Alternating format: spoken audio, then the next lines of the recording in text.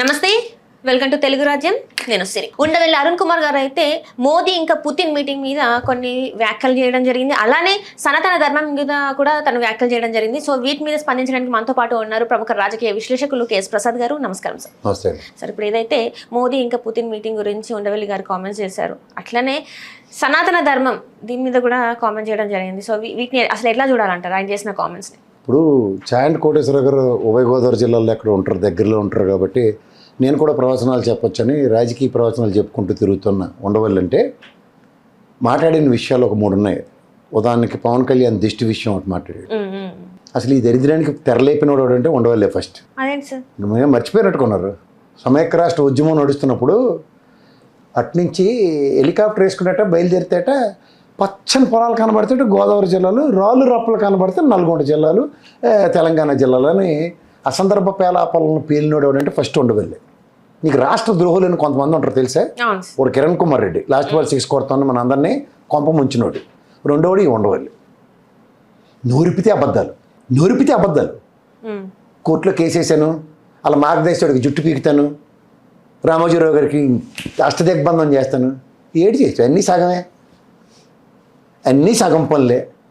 నీకు చేత కాదు, మరి చేతనైన వాళ్ళ ధీరుల్లో సూర్యుల్లో కబుర్లు ఎందుకు టైం వేస్ట్ కాక? ఇప్పుడు ఏమన్నా అంటే మనస్ఫూర్తిగా నన్ను మళ్ళీ భయంతో కూడిన పెరిగితాను. సనాతన ధర్మం మీద నీవు ఒక బ్రాహ్మణ కుటుంబంలో పుట్టిన ఉత్తముడివే కాబట్టి ఖచ్చితంగా గొడ్డలో తీసి మాట్లాడు. పవన్ కళ్యాణ్కి ఏడు తెలుసని మాట్లాడుతున్నావు అని భయం, దిష్టి చుక్క మీద ఏటి మాట్లాడాడు, ఏటి అన్నాడు, ఏంటన్న దగ్గర నువ్వే గురువు. దానికి ఆ దరిద్రం మొదలెట్టింది నువ్వే. ఇవాళ తెలంగాణ నీ మీద పోటీ పడి పంతం పడి సస్యశ్యామలం చేసి చూపించి వెస్ట్ బెంగాల్ని కూడా తలదన్ని అంత వరి పంటను పండించి చూపిస్తున్నారు. ఇది క్యాపబిలిటీ అంటే. ప్రాంత మనోభావాల గురించి వెనకేసుకొస్తావు ముందుకేసుకొస్తావు అన్న దగ్గర మొదలెట్టిన దరిద్రం నీకడే మొదలైంది కాబట్టి మూసుకుని ఉంటే బెటరు. రేగిన గాయాలని మళ్ళీ గిల్లి దాంట్లో శివుని అత్తరు కారుతుందా లేదా చూడడం మీకు అలవాటు అయిపోయింది. ఆనాటి కాంగ్రెస్లో మమ్మల్ని ఉద్ధరించి ఊళ్ళేళ్ళిన రాష్ట్ర ద్రోహులని మొహమాటం లేకుండా చెప్తాం. మొహం మీద రాష్ట్ర ద్రోహులు అంటే డౌట్ ఏంటి? మాకు చేత కావట్లేదు, సోనియా గాంధీ మా మాట ఇంట్లో రాష్ట్రం ఎడగొడుతుందని ఎవడని చెప్పాడు కాంగ్రెస్ వాళ్ళు? కొంతమంది పునరావాస కార్యక్రమంలో ముసుగులు వేసుకుని వేరే పార్టీలో తగలడ్డారు. ఈ సర్వసంగ పరిత్యాగి ప్రవచనాలు చెప్పుకుని తిరుగుతున్నాడు. ఎవరికాలి దిక్కుమాల ప్రవచనాలు అంటే ఇప్పుడు ఆయన కామెంట్స్ తప్పంటారా మీరు? అనవసరమైన సబ్బు సందర్భంలో ఎక్కడ నేను ఉన్నానని అక్కినేని నాగార్జునలో ప్రతి నిమిషంలో అన్నింటిలో దూరితే ఏమొద్ది. అలా అంకురం సినిమా చూడు, రేవతి అని ఉంటుంది హీరోయిన్. మా చదువుకున్న రోజులండి అంకురంలో రేవతి ఎవరు నీకు ఎందుకు రాని ఈయనకి కూడా అదే చెప్పాలి. ఏటి కానప్పుడు లేకపోతే అక్కడ నిలబడి ఓడిపోయో లేకపోతే ఇచ్చి ఆ చింతమోహన్ గారు ఉంటారు అక్కడ తిరుపతిలో, రాజకీయాల్లో ఉన్నాడు, మాట్లాడతాడు. రాజకీయాలు లేను మళ్ళీ ప్రవచనాలు చెప్తాడు. రాజశేఖర రెడ్డి గారు దయాధారం దక్షలతో ఒక మినుగుడు పురుగులో వెలిగిన 2 టర్ములు తర్వాత ఒరిజినాలిటీ బయటకు వచ్చి మనం పనికిరామని స్వాగతం. అంటే జగన్మోహన్ రెడ్డి గారికి వ్యతిరేక వ్యాఖ్యలు చేశారని చెప్పేసి మీరు ఇప్పుడు ఈ మాట అంటున్నారని అనుకోవచ్చు. జగన్మోహన్ రెడ్డి గారికి వ్యతిరేక వ్యాఖ్యలు చేశారు. జగన్మోహన్ రెడ్డికి వ్యతిరేక వ్యాఖ్యలు చేసుకుని నేను రాష్ట్రం ప్రాస్పెక్ట్లో మారుతున్నాను, జగన్మోహన్ రెడ్డి ప్రాస్పెక్ట్లో మారుతున్నాను. నువ్వు ఆ ఛానల్ చూడడం మానేమ్మా, తప్పేల ఛానల్. వాళ్ళు దేనికైనా తిరిగిని తీసుకొచ్చి జగన్మోహన్ రెడ్డి కాడ ఆపుతారు. నాది తప్పు అంటారు అయితే? తప్పు కదా, అందులో నేను మాడుతున్న సబ్జెక్ట్ ఏంటి? నువ్వు తీసుకొచ్చి జగన్మోహన్ రెడ్డి నిలబడి అంటే మీరు అందుకు వ్యతిరేకిస్తున్నారు ఆయన్ని అంటున్నా. నేను రాష్ట్రం గురించి మాట్లాడుతూ వ్యతిరేకిస్తానంటే మళ్ళీ జగన్మోహన్ రెడ్డి ఎక్కడి నుంచి వచ్చింది నీకు? వాళ్ళంతే, మిగిలిన సబ్జెక్ట్ లేకపోతే జగన్మోహన్ రెడ్డిని పారాచూట్ వేసుకుని అలా ఆబ్వియస్ ఉంటుంది. ఊకిళ్ళు బాబాయ్ డాక్టర్ గారికి మాస్క్ ఒక చంపేశారు, నంద్యాలలో రషీద్ కుటుంబం ఆత్మహత్యకి ఈయనే కారణం. ఇప్పటికీ అక్క చెల్లికి అన్యాయం. అదే టాపిక్లతో కాలక్షేపం చేసుకొస్తున్నారు. ఈ రోజు కూడా టాపిక్ ఏంటి? నువ్వు నన్ను మార్చేసి నేను కూడా అది చెప్పవలసి వస్తుంది. ఈ రోజు టాపిక్ కూడా అదే సార్. వివేకానంద గారి హత్య కేసు మళ్ళీ వచ్చింది, మళ్ళీ అదే మాట్లాడుతున్నారు. వివేకానంద రెడ్డి గారి పేరేటమ్మా? వివేకానంద రెడ్డి కదా. మనకు సాయంత్రం రెడ్డి వచ్చాడు మళ్ళీ మొదలెట్టండి అని. సునీతమ్మ కూడా రెడ్డే కదా, రెడ్డి వచ్చాడు మొదలెట్టండి. రోజు అదే పనులు ఉంటుంది అమ్మాయి. సో ఇంకా వేరే పనులు లేవంటారు?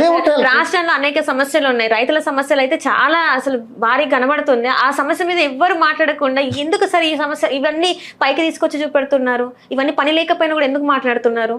ఇప్పుడు నీకు ఒక ఫ్రెండ్ ఉందమ్మా సార్, ఆ అమ్మాయి క్లాస్ ఫస్ట్ వచ్చింది. మీ అమ్మ నేను తిడితే ఏడు చెప్తుంది? ఆ అమ్మాయిలో చదువుకుంటున్నావు, నువ్వేం చేస్తున్నావా, నువ్వేం చేస్తావు టాపిక్ డైవర్ట్ చేయడానికి? అమ్మాయికి బాయ్ ఫ్రెండ్ ఉన్నాడు నీకు తెలుసా అని డైవర్ట్ చేసావు అనుకో, అమ్మ కాన్సన్ట్రేషన్ అంతే అవునా నిజమా అని అలా యాంకర్లా మొదలెడుతుంది. అప్పుడు ఏమవుద్ది? నీకు అసలు విషయం చదువు సంజయ్ మీద పోద్ది. అలాగే వీళ్ళు రాష్ట్ర సమస్యలు ఏంటి, నికరమైన సమస్యలు ఏంటి, రైతుల సమస్యలు, వీళ్ళు చేస్తున్న వ్యాపారాలు ఏంటి, ఎవరికి అర్థం కాకుండా లక్షల కోట్లు అప్పులు చేసిన ఎత్తికి పెట్టారు 2,71,000 కోట్లు. ఏంటి చేస్తున్నారంటే నేను మళ్ళీ నారాయణ చెప్తాను, మళ్ళీ కంపలు కొడతాను, మన వర్షాలకి కంపలు వచ్చేయట. నువ్వెందుకు కొడతావు మా కంపలు? నువ్వు కంపలు కొట్టడానికి ఎవరికి డెవలప్మెంట్కి ఆడు కొట్టుకుంటాడు. ఆడికి జాగా ఇస్తే నా జాగాలో కంపలు వేసేయమ్మా, నేను కొట్టుకుంటానా? నువ్వు అమ్మినాడు వచ్చి కొడుతూ ఉంటే రోజు పక్కన వచ్చి కంపలు తోడుతుంటాడు. అంచేతే టాపిక్ డైవర్షన్స్, ఈ ఇష్యూస్ మీద ఎక్కడ చర్చలు రానివ్వకూడదు. మళ్ళీ తీసుకొస్తారు సునీతం ఖాళీగా ఏమ్మా ఖాళీగా ఉన్న వాళ్ళంటే అవునమాట. దాని తర్వాత వాళ్ళ నాన్నగారి గురించి 2 మాటలు మాట్లాడగానే అన్నీ అన్యాయం చేస్తాడు. అన్యాయం చేసింది చంద్రబాబు గవర్నమెంట్లో. జరిగిందా వాళ్ళ హయాంలో అయితే వీళ్ళని ఎందుకు టార్గెట్ చేయడం, ఎందుకు అది కొంచెం కూడా ఆలోచించారంటారా సార్? మరి నువ్వు ఆలోచించిన నువ్వు మళ్ళీ ఛానల్స్ వస్తావు కదా, చూసి మళ్ళీ వస్తావు నా దగ్గరికి. నువ్వు గమనిస్తున్నావు ఆ విషయం? నేను చూస్తున్నానని మీరు ఎలా చెప్తారు సార్? నువ్వు ఆ ప్రశ్నలు బట్టి తెలిసిపోతుంది. అవసరం లేదు తీరు కూర్చొని తారలాడిందని తలకమాసిన ప్రశ్నలు ఎప్పుడైతే వస్తాయో ఆ ఎఫెక్టే అని అందులో డౌట్ లేదు. ఎందుకంటే రాష్ట్రంలో ఏం జరుగుతుంది దాని మీద మనకున్న చిత్తశుద్ధి మనం చాటుకొని ఒక విషయం చెప్తుంటే, ఇక్కడ నేను ఎప్పుడు రాష్ట్ర విభజన అప్పుడు చెప్పిన అబద్ధాల మీద మాట్లాడుతున్నాను. ఉండవల్లి అనే సంబంధం సబ్జెక్ట్. ఆ రోజు కాంగ్రెస్ వాడు అందరూ ఎవడు ముసుగులాడు వేసుకుని అన్ని పార్టీలో పోయారు, అవును కదా? సో వీళ్ళు అసలు ఒరిజినాలిటీ అన్నీ ఏంటి? నా దృష్టిలో రాష్ట్ర ద్రోహులే. కాంగ్రెస్ పార్టీని ఎవరైనా కనికరిస్తున్నాడు ఆంధ్రప్రదేశ్లో? వీళ్ళు ఎందుకు ఐడెంటిటీ క్రియేట్ చేసి, వీళ్ళు మేధావులు, వీళ్ళు సూపరు, ఇటు తీసి మార్కానని మనం ఇలా వెనకాల ఎందుకు తిరగవలసి వస్తుంది? రాజకీయ అవకాశవాదుల కింద వాళ్ళని ఎందుకు పోర్ట్రేట్ చేయలేకపోతున్నాం? నీకు అర్థమవుతుందా? వీళ్ళు ఏదో పెద్ద తీసి మార్కాలలో వచ్చి మాట్లాడుతుంటే పక్కెళ్ళి ఆడుకొని చెప్తూ ఉండాలి. ఆ ప్రెస్ వాళ్ళు అడిగి అదేదో కేసు వేసావు కదా రామోజీరావు మీద, ఏమైందని అడగాలి.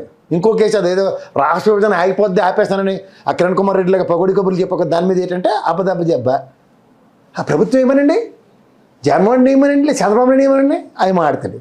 అసలు ఆ లేకుండా నువ్వెందుకు వేసామని అడిగినాడు ఎవడో కావాలి. వేసిన దానికి అట్లీస్ట్ మరి మీరు పోరాడుతున్నారా అని కూడా ఎవరు అడగట్లేదు. పోరాడుతూనే ఉంటాడు.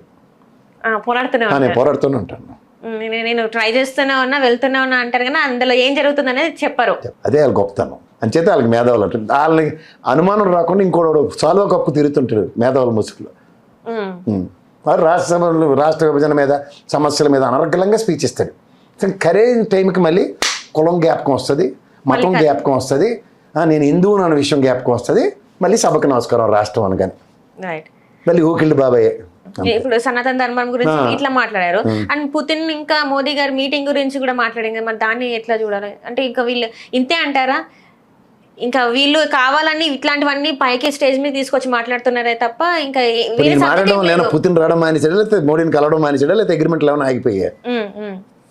నేను నిరసన గెరావ్ అని చెప్పాడు అక్కడ కూర్చొని రాజమండ్రిలో. నేను నిరారదేశ చేస్తాను, పుతిన్ రావడం నాకు నచ్చలేదనో లేకపోతే నచ్చిందనో. భారతదేశం రష్యాతో ఎప్పటి నుంచో సుహృద్భావ వాతావరణంలో బ్రహ్మాండమైన రిలేషన్ మెయింటైన్ చేస్తున్నాం. ఈ మధ్యలో నరేంద్ర మోడీ గారు వచ్చిన దగ్గర నుంచి 4 సార్లు ఇటు అటు వెళ్ళి దేశాలు ఈ విదేశాలు అని చెప్పి సార్క్ నేషన్స్లో ఒక వీటో పవర్ ఉండేది మనకి. మనమే సుప్రీం. ఇవాళ సార్క్ నేషన్స్ అనేది చిన్న భిన్నం అయిపోయి ఎలా ఉన్నాయి చూసావు కదా. బంగ్లాదేశ్ వాడు కొట్టుకు వస్తున్నాడు, శ్రీలంక వాడు, పాకిస్తాన్ వాడు, నేపాల్ వాడు కూడా అక్కడికి. సో ఇవన్నీ మీరు గమనిస్తున్నప్పుడు ఒక వీటో పవర్ ఎక్కడ ఉందో మనం అది వదిలేసి లాస్ట్కి మనం ఎప్పుడు చూడు ప్రపంచం అంతా గుండ్రంగా ఉండి తిరిగి లాస్ట్కి మనం ఏడ నుంచి మనం ఏడకు వస్తాం చూడు, అదే జరుగుతుంది. మనకు నిజంగా ఆపన్హాస్తం ఇస్తున్నవాడు ఎవడంటే ఎప్పటికైనా రష్యా. అండ్ మనకి ఇవాళ ఏషియన్ కాంటినెంట్లో చైనాని మనం పెద్ద బూచిగా చూసినా జవహర్లాల్ నెహ్రూ అనే మహానుభావుడు చైనాతో చేసిన దౌత్యాలతోనూ the way we are manpower కానీ లేకపోతే మనకున్న భౌగోళిక వనరులు కానీ వీటిలన్నిటితోనూ ఏషియన్ కాంటినెంట్లో ఉన్న చైనా, ఇండియా, రష్యాతో కలిస్తే it will be a wonder and it will be A super threat for the entire nations. అలాంటి దగ్గర కొన్ని జరుగుతున్నప్పుడు మనకి మహానుభావుడు జయశంకర్ అనే నేను ఎప్పుడూ చెప్తూ ఉంటాను, వెన్ వీఆర్ ఇన్ క్రైసిస్, భగవంతుడు వీపీ సింగ్ అనే కోచ్ పని చేసిన వెళ్ళిపోయిన ఒక ప్రధానమంత్రి ఉన్నాడు. ఆ దరిద్రం నుంచి పరిరక్షించడానికి మహానుభావుడు పివి నరసింహరావు అనే మహనీయుడిని ప్రతిష్ఠించాడు. ఆయనకి తోడుగా మన్మోహన్ సింగ్ గారు.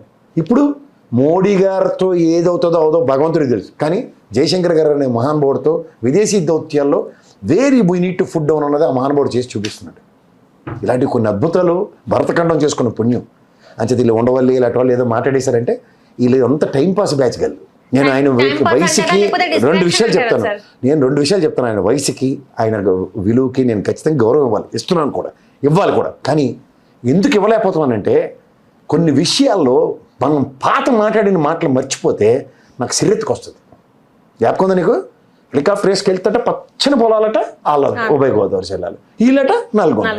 మరి ఆ ప్రాస్పెక్టివ్లో దిష్టి కాదు కదా, పనితనం, సామర్థ్యం, ఉద్యమ నేపథ్యంతో తెలంగాణ చతురత ప్రదర్శించి చూపించగలిగింది ప్రపంచానికి. ఇదిరా మా పొటెన్షియల్ అని. అలాంటి మోటివేషన్స్ అక్కడ జరిగాయా, జరిగి తీరాలి కూడా. దానికి వీళ్ళేమో ఒకడు దిష్టి తగిలిందని ఒకడు, ఏమో తలతోక లేకుండా దాని మీద మళ్ళీ విశ్లేషణాత్మక విశ్లేషణ, దాన్నే గులివిందిగించే సామెత అంటారు. ముందు కింద నలుపు చూసుకుంటే పైన ఎరుపు గురించి అభివర్ణించడం చాలా బ్రహ్మాండంగా ఉంటుంది.